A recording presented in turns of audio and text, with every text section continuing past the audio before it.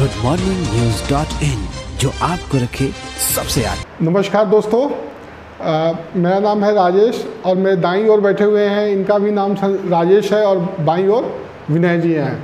हम चर्चा करेंगे एक बार फिर शाम के 4 बजे तक के मतदानों पर। अभी का 3 बजे तक जो चुनाव आयोग से अपडेट आया है उसमें 46.5% मतदान हुआ है। अभी हम आपसे बात कर रहे थे कि 30% के आसपास मतदान था दिन के 1 बजे तक। इसका मतलब है कि 2 घंटा में करीब 16% बढ़ा है। अभी 2 घंटे और बचे हुए हैं मतदान के। तो इससे अनुमान लगाया जा रहा है कि करीब 60% के आसपास मतदान हो या उससे ज़्यादा भी हो सकता है। सही है कि 60 के करीब रह सकता है। 60 के करीब रहेगा। या पिछले बार के फर्स्ट फेज के औसत को देखें तो तकरीबन यही उस समय भी स्पीड चल रहा था और 56% पर जाके रुका। तो ये भी मान सकते हैं कि अमूमन 60 के करीब या उसके आसपास रहेगा, लेकिन पिछले बार से कम नहीं रहेगा। तो ये जो है, आपको क्या लगता है विनय जी कि माने अचानक ये लोग प्रत्याशी लोग का मोबिलाइजेशन का ये नतीजा है कि टीवी पे जो बोर्ड आया खबर कि मतदान का प्रतिशत कम है तो पार्टी समर्थक लोग अपने अपने घर से निकलकर वोटिंग के लिए निकल गए? यही आप दूसरी बात जो आपकी है वही मुझे सही लग रही है कि होता क्या है कि लोगों ने मन बना लिया कि छोड़ो चुनाव नहीं, वोट नहीं देना। लेकिन जब लोगों को लगा कि देखो वो तो वोट दे रहा है, मेरी पार्टी पिछड़ जाएगी, नहीं जाएंगे तो हार जाएगी, ऐसा हो सकता है कि ये सोच करके उनमें आया हो कि नहीं चलना चाहिए, वोट डालना चाहिए, वोट डालना जरूरी है। इसमें एक बात और मैं ऐड करूँगा कि फर्स्ट फेज में जो बिल्कुल अभी चूँकि कोरोना काल का एक पहला चुनाव हो रहा था, तो फर्स्ट फेज के लोगों ने जब 56% वोट डालकर उत्साह दिखा दिया तो वो भी इन लोगों के लिए इंस्पिरेशन है सेकंड फेज के लोगों के लिए कि फर्स्ट फेज के लोगों ने तो बिना डरे वोट दिया, तो हम क्यों पीछे रहे हैं। वो कहीं ना कहीं वो फर्स्ट फेज का जो है उसको लेकर के इंस्पिरेशन है और उसकी इसीलिए लोग ज़्यादा निकले हैं आज। और 11 बजे के बाद लेकिन निकले, 11 बजे के पहले कम था, 11 बजे के बाद मैंने पहले भी कहा था कि दोपहर में वोटिंग की स्पीड हमेशा कम हो जाती है। अक्सर हर कोई सोचता है कि दोपहर में भीड़ होगी इसलिए वोटिंग की स्पीड कम हो जाती है, शाम आते आते अचानक फिर वोटिंग की स्पीड हो जाती है। राजेश जी, एक चीज़ और है, ये जो दूसरा चरण का मतदान है, 3 चरणों के मतदान में सबसे ज़्यादा 97 बूथों प्रत्याशियों के भाग का फैसला हो रहा है। 94 प्रत्याशियों के भाग का फैसला हो रहा है।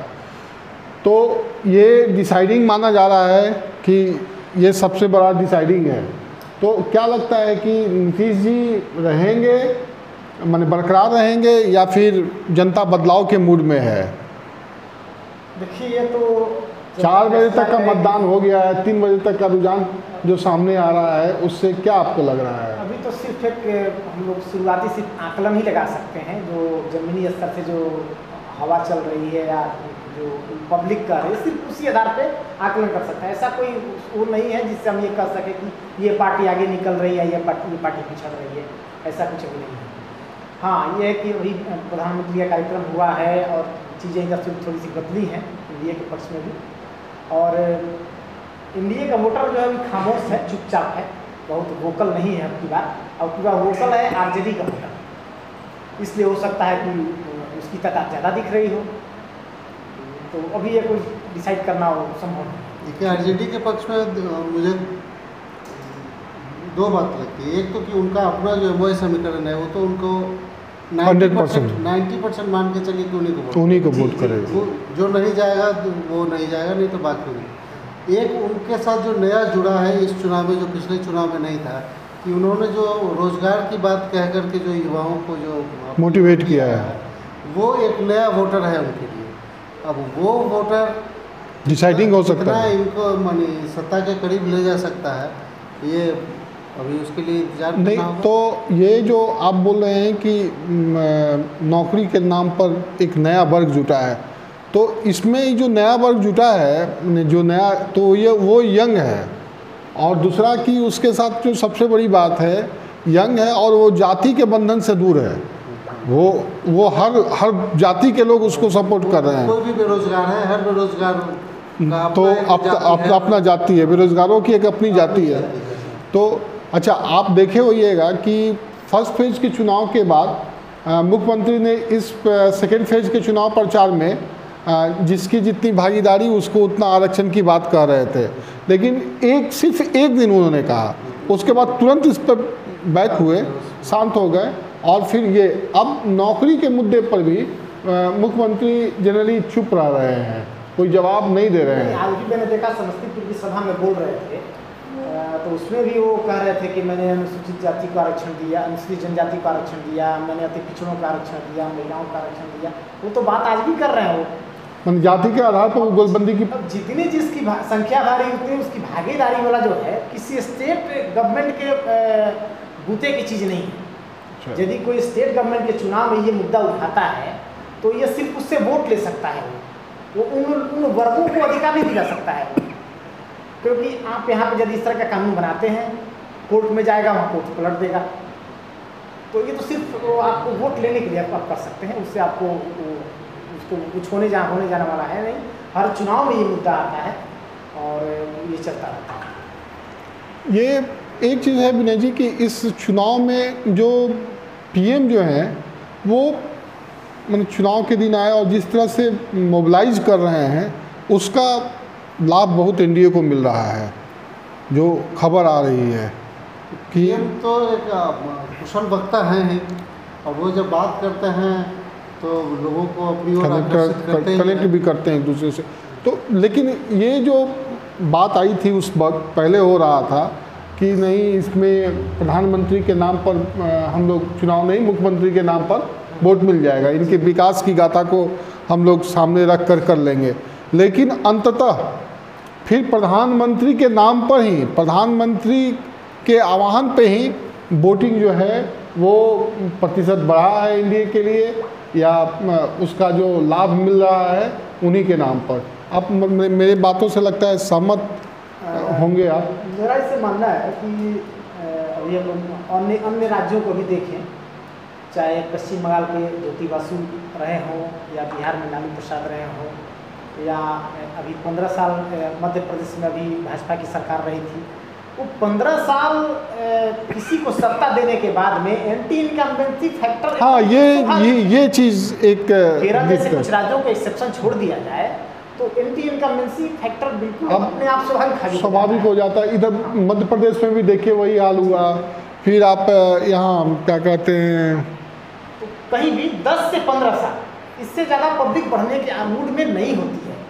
तीसरी टर्म के बाद चौथा टर्म देने के मूड में नहीं होती है, तो एंटी इनकम्बेंसी तो स्वाभाविक हो जाती है। जनता का अगर वो सोच होगा जी, वो एक चाह रही है कि एक नया बदलाव, कुछ बदलाव चाह रही है, मैंने तो इस एंटी इनकम्बेंसी फैक्टर को असल में सब लोग एंटी इनकम्बेंसी, तो चूँकि मुख्यमंत्री नीतीश कुमार के चेहरे पर चुनाव लड़ा गया तो जाहिर सी बात है एंटी इनकम्बेंसी मुख्यमंत्री के ही खिलाफ होगी। अब प्रधानमंत्री का जब चेहरा सामने आया है और लगातार ताबड़तोड़ दे रहे हैं, तो उसी में वो ऐड करने के लिए है, वो एंटी इनकम्बेंसी को उसमें अपना जो प्रभाव है उसको ऐड कर रहे हैं ताकि एंटी इनकम्बेंसी का कम हो जाए, दबाव कम हो जाए। तो क्या माने उसका कितना लाभ मिलेगा, किनको माने सत्ता के करीब तक ले जाएगा, माने सीएम बरकरार रहेंगे, सीएम की कुर्सी नीतीश कुमार के पास बरकरार रहेगी, या बदलाव के संकेत मिल रहे हैं? आपको जो सूचना आ रही है, आपका बड़ा नेटवर्क है, बिहार के सारे ज़िलों से आप जुड़े रहते हैं, तो उस हिसाब से आपका क्या लग रहा है? ग्राउंड से जो रिपोर्ट आ रही है उसमें तो लग रहा है कि गठबंधन बेहतर पोजीशन में है अभी, लेकिन अब जो खामोश मतदाता है, जो वोकल नहीं है, वो क्या जजमेंट देते हैं वो तो 10 तारीख को ही पता चल पाएगा।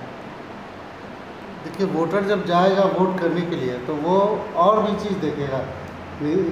तेजस्वी के पास रोजगार एक नया मुद्दा इन्होंने जिसे बनाया, वो मुद्दा बना भी, कल भी वो बोल रहे थे, संवाद था उसमें रोजगार की बात कर रहे थे। लेकिन अगर ये नीतीश जो अपनी सभाओं में कहते हैं बिहार में बिजली, बिहार की सड़क, तो वो भी तो काम तो उन्होंने किया ही है, लेकिन वही है राजेश जी ने जैसा कहा कि 15 साल आप काम करते हैं तो एंटी इनकम्बेंसी तो देखिए, होगी ही एक आपके अभी कुछ खिलाफ। दिन पहले मुख्यमंत्री का एक भाषण आ रहा था, या किसने किसी टीवी चैनल से इंटरव्यू में उन्होंने कहा कि 15 साल उन्होंने शासन किया, मैंने आरजेडी का शासन था, तो 95 या 96 हज़ार लोगों को उन लोगों ने रोजगार दिया। और मेरा जो 15 साल का शासन है, अगर नौकरी के ही नाम पर चुनाव लड़ रहे हैं और नौकरी के मुद्दे को ही मुद्दा बना रहे हैं, तो मैंने 15 साल में 6.5 लाख लोगों को नौकरी दिया है। तो ये तो फासला है। और ये बात जो सीएम कह रहे हैं कि भाई नौकरी नहीं दी जा सकती है 10 लाख को, तो आपको विनय जी मैं बताऊं कि अभी कल के संवाद में भी तेजस्वी ने ये बात को कहा है कि मैंने एक तरह से कहिए स्वीकार कर लिया है कि अगर पैसा नहीं है, पैसा का कमी होगा, बजट का दिक्कत होगा। आप क्या माने कल तो उन्होंने ये बात कही, स्वीकारा है कि अगर नहीं होगा तो विधायक और एमपी का मुख्यमंत्री का सैलरी कटेगा, माने उस पैसा को काट के हम यहाँ से देंगे। इसका मतलब कि जो मुख्यमंत्री अभी तक कह रहे थे कि भाई हम जो नौकरी देंगे, माने आप बोल रहे हैं, दावा कर रहे हैं, तो पैसा कहाँ से आएगा? तेजस्वी की बातों से ये झलक रहा है कि जैसे वो अपने नौकरी वाले मुद्दे को, जिसपे यूथ जो है उसके साथ खड़ा हुआ है, उसको हाथ से जाने नहीं देना चाहते। ये बात सही है। उसमें जितने भी आप क्लाउज आप जितने भी लगाएंगे उसकी इम्पॉसिबिलिटी को लेकर के कि इम्पॉसिबल है, पैसा कहाँ से आएगा, चाहे जितने आपको लगाने, उसके विरोध में वो हर तर्क देने को तैयार है। कल तो सबसे बड़ा तर्क दे दिए कि मंत्री और मुख्यमंत्री और विधायकों की पेमेंट रोक देंगे, लेकिन नौकरी देंगे। तो मुझे लगता है कि उनका ये कहना उनके खिलाफ ही चला जाएगा, क्योंकि जो बात कह रहे हैं दूसरे लोग, कहाँ कि वही नीतीश कुमार ने तो 58,000 करोड़ रुपया कहाँ से आएगा, जेल से आएगा, आप भी कह रहे हैं आसमान से आएगा, नकली नोट आएगा, हम सैलरी काट देंगे। तो ये एक डर का माहौल तो हो ही जाएगा उन लोगों में भी कि आप जब मुख्यमंत्री की सैलरी काटिएगा तो कर्मचारियों की भी कर्मचारी को भी काट सकते हैं। सर ये तो आर्थिक जानकार बताएंगे कि क्या स्थिति है। ये तो मान के चलना होगा कि बिहार में संसाधनों की कमी है, बहुत आपके पास नहीं। देखिए एक चीज़ यहाँ हम आपको काट रहे हैं, बिहार में संसाधनों की कमी नहीं है। आपको बताएं कि बिहार में सोना का बहुत बड़ा रकबा मिला है मुंगेर में, ठीक है। भागलपुर में बहुत बड़ा भंडार मिला है, भागलपुर में कोयला का।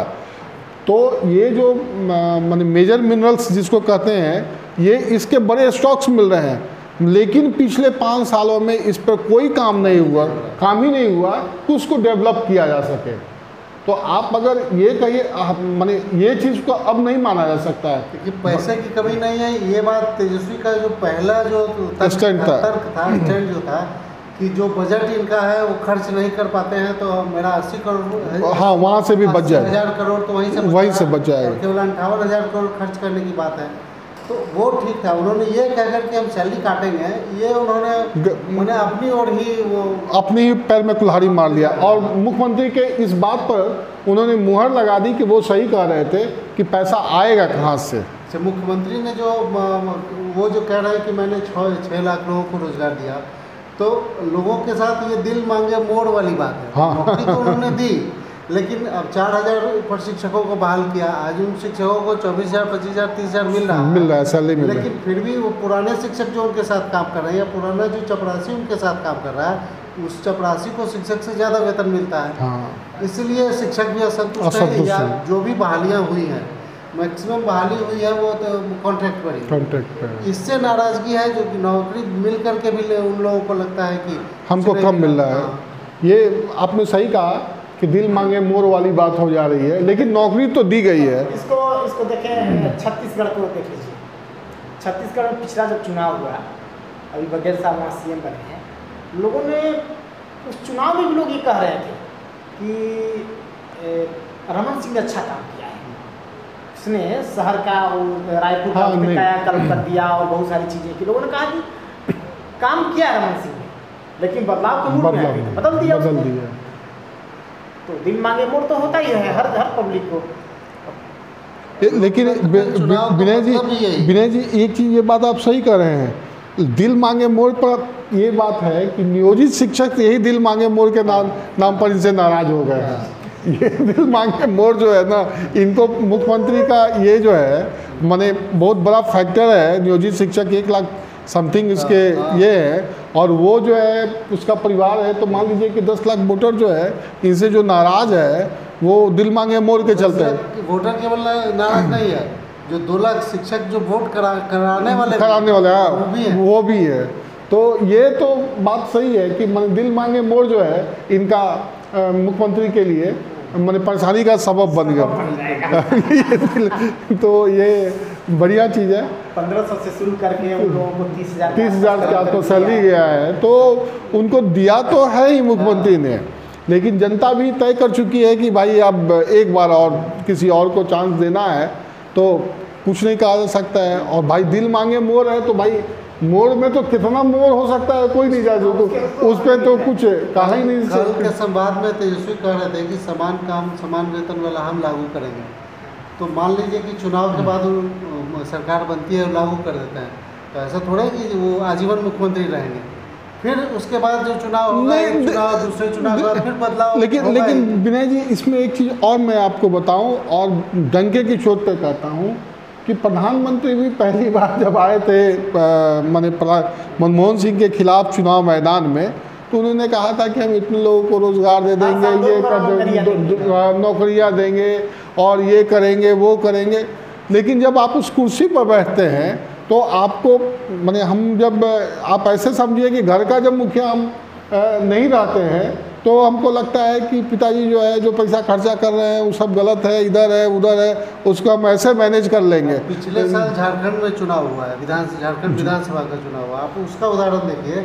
उन्होंने भी कहा था कि सभी शिक्षकों को परमानेंट कर देंगे, घरेलू महिलाओं को जो कुछ काम नहीं करती हैं उनको चूल्हा भत्ता के नाम पर 2,000 रुपया हर महीने देंगे। तो कहाँ अभी तक कुछ हुआ? दिसंबर आ रहा है, 1 साल हो रहा है, तो ऐसा नहीं है कि हो ही जाएगा। तेजस्वी कह रहा है कि पहली कलम से करेंगे। अब पहली कलम कितने दिन में चलाते हैं ये भी देखते हैं। ये भी बात होगी, ये भी बात होगी। यही इसी पर लोगों को विश्वास हो रहा है कि फर्स्ट कैबिनेट फर्स्ट साइन, इसी पर लोगों को ज़्यादा भाई। तो अभी तो जो एक सिस्टम बना हुआ है कि हर सोमवार या मंगलवार को कैबिनेट होता है, तो वीक में 1 दिन हो जाता है। हम लोग भी तैयार रहते हैं कैबिनेट की खबरों के लिए। लेकिन आप ये बताइए कि लालू राज में तो कैबिनेट होता ही नहीं था। तो कहीं ऐसा तो नहीं कि भाई कैबिनेट होगा ही नहीं तो फिर सब नौकरी मिलेगी कहाँ से? पहला कैबिनेट भले देर से होगा, ऐसा नहीं है कि होगा ही नहीं है। हाँ, हो सकता है। जैसे होता क्या है कि जैसे 10 लाख नौकरियाँ कहीं एक जगह तो रखी नहीं है, और न तेजस्वी अभी सत्ता में है कि उसका पूरा प्रपोजल तैयार रखे हुआ है। जब वो सत्ता में आएंगे, फिर अधिकारियों को सारे रिक्तियाँ मंगाई जाएंगी, एक जगह प्रपोजल तैयार किया जाएगा, फिर उसको कैबिनेट की बैठक में उस पर डिस्कस होगा या उसको साइन करेंगे, तो इसमें टाइम लग सकता है। देखिए, पहले कैबिनेट जो होगी अभी मैंने अगर तेजस्वी की सरकार बनी, अगर मैं बोल रहा हूँ कि अगर महागठबंधन की सरकार बनी तो, और ये अपने बात पर अड़े रहते हैं, तो बिहार का पहला कैबिनेट बैठक जो होगा वो 6 महीने बाद होगा। तो 3 महीना नहीं, वो 2 महीना। देखिए, सभी नौकरियों को गिनेंगे और एक चिट्ठी निकालेंगे कि भाई इतनी चलिए। फिर 25 नवंबर को सरकार का कार्यकाल पूरा हो रहा है, इनके पास समय भी है 10 से 25 तक जो भी सरकार बने, तो अधिकारियों को बुला करके पहले भी कर सकते हैं। ये सब एक बात है। लेकिन दूसरी बात यह है कि आज जो वोटिंग हुई है वो अगर 60% तक चला जाता है तो तब तो फिर हाँ, थोड़ा इंतजार भी करना पड़ सकता है। हाँ, अगर वोटिंग प्रतिशत बढ़ा तो सरकार के लिए मनसा माने पाल के रखे हुए जो है तेजस्वी, उसके लिए संभवतः कुछ इंतजार करना पड़े, अगले बार फिर इसी तरह मैदान में उतरना पड़े। लेकिन ये अगर वोट का प्रतिशत कम हुआ तो फिर माने चुनाव जो है ये सरकार इनकी बनेगी। तो अभी हम लोग चर्चा कर रहे थे सेकेंड फेज़ के चुनाव पर, और इस चुनाव ने ये चुनाव इसलिए महत्वपूर्ण है कि इसके में यही फेज़ जो है तय कर देगा सरकार किसकी बनेगी। तो ये थोड़ी देर के बाद और स्पष्ट होगा कि कितने प्रतिशत वोट हुए, और दूसरा कि इसके साथ साथ कि सरकार के लिए किसकी सरकार बनेगी, किस तरफ वोटर्स के रुझान रहे, ये सब चीज़ आने में कल तक का समय लगेगा एक्यूरेट, क्योंकि गांव देहात और ये सब के समीकरण। तो हम लोग फिर आपसे कल मिलेंगे इन समीकरणों के साथ, अपने अपडेट के साथ कि कहाँ पर क्या रहा, क्या समीकरण बना और कैसा रहा। तो कल हम लोग फिर आपको ये बताने का प्रयास करेंगे कि किसकी सरकार बनने की उम्मीद है, संभावना है। तो तब तक के लिए दें हमें इजाज़त। नमस्कार।